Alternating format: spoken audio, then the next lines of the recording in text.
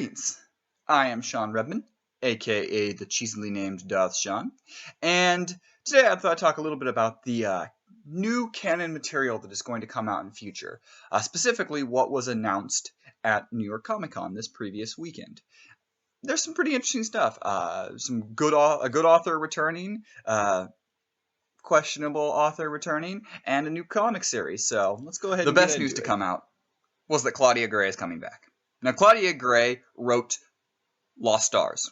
I spent a lot of time in multiple videos talking about how much I love Lost Stars. So I'm not going to bore you much more on here, but if you haven't read Lost Stars, go read Lost Stars. It is amazing. She's going to write the book called Star Wars New Republic Bloodlines.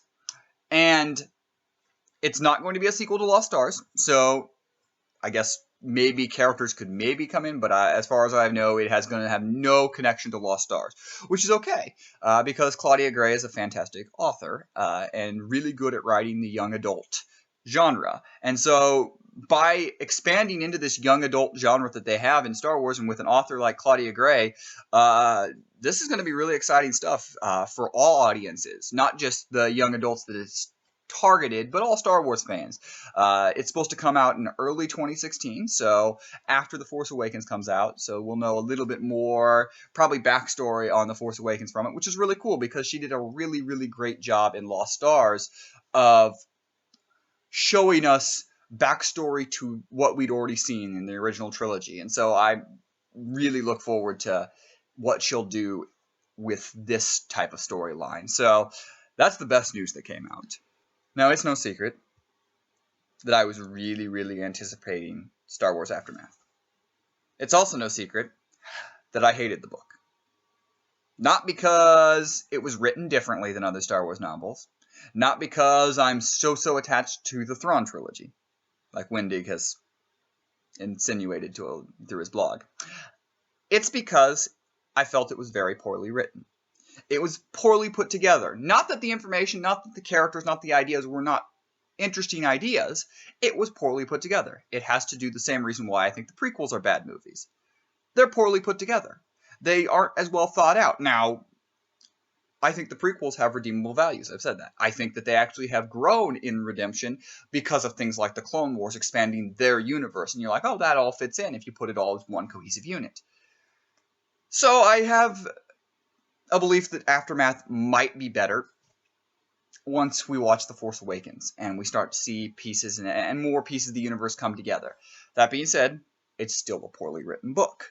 It's not well put together. And so I can't ever think that I'll love the book. I might be able to take pieces and be like, oh, that was well done. I'm glad that he did that, or I did those things. So with Chuck Wendig returning to write Star Wars Aftermath, Life Death, in 2016, and Star Wars Aftermath, Empire's End in 2017. Easily to say I'm not tremendously excited. That could change. Maybe Wendig pulls a great book out. I highly doubt it because he writes fan fiction. That may sound a little harsh, but I am a bad fan fiction writer in my life. You don't want to read my fan fiction. Wendig wrote bad fan fiction. That's my feeling towards Star Wars Aftermath. It's bad fan fiction. But maybe there will be some redemption to it. The title Life Debt immediately brings some interest because it possibly could have to do with Han and Chewie. Whether it's taking that little chapter in Aftermath and expounding on them rescuing the Wookiee planet. Maybe it has more to do with Han and Chewie's background.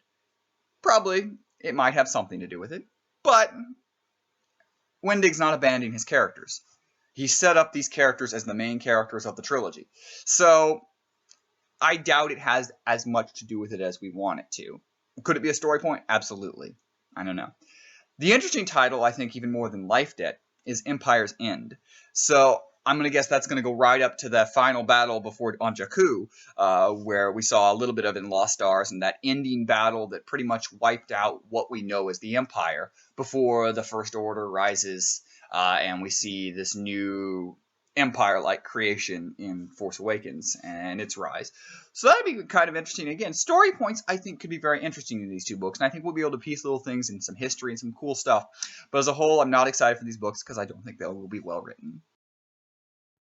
The final bit of news came in the form of a comic that I don't think anyone really expected or honestly probably really wanted, but we get Obi-Wan and Anakin. In the storyline of Anakin Skywalker, we've seen when he's a kid and they've decided to train him. We've seen when he has been trained. But we haven't really seen a whole lot of that actual training that went on.